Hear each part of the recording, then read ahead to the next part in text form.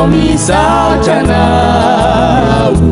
famba nofidinao mpiasanao, ka na dia tsy mendrika zaho,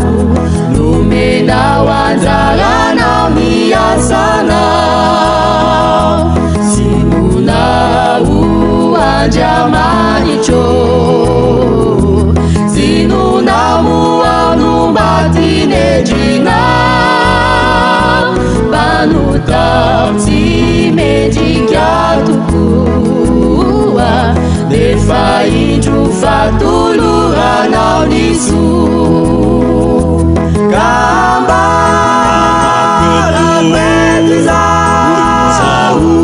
ifafozan-tenako anombanao aiko,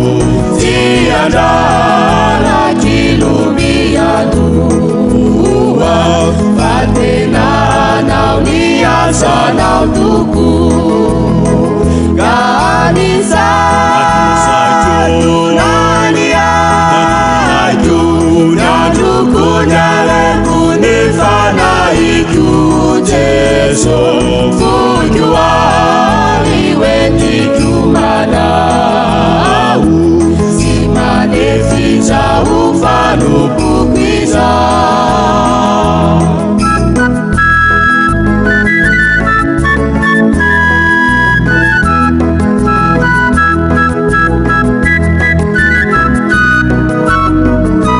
Jesu ekeko etizao, nio fitaovaneo ampelantananao, itorina ny famonjenao, anitarana ny ambaindainao, hovadiko izany oeranao, zava-mifanohitra mimbakonao, na hitondra ny fiangonanao,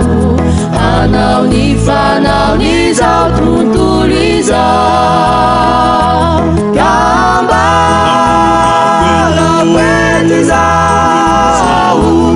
ifafozan-tenako anombanao aiko, tsy andraraky lomiadoa,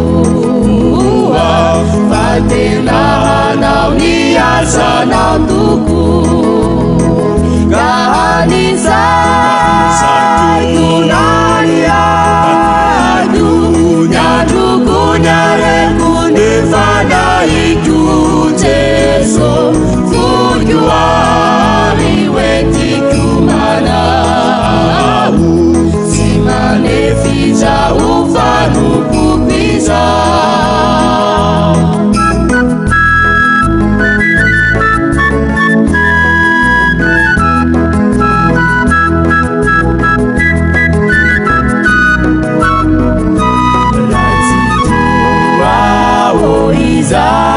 Izahiriko dia nifanahinao ambombay, ka naasa tao na fivoriana, tsy aroaroko faratiana, Jesu mba tovy amiko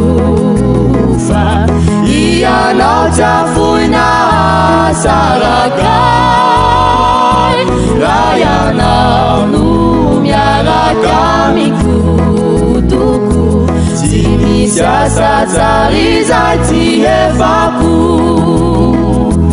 ka ambara-pety zaho ifafozan-tenako anombanao aiko, tsy andraraky lomiadoa, fa tena anao niasanao tokoa.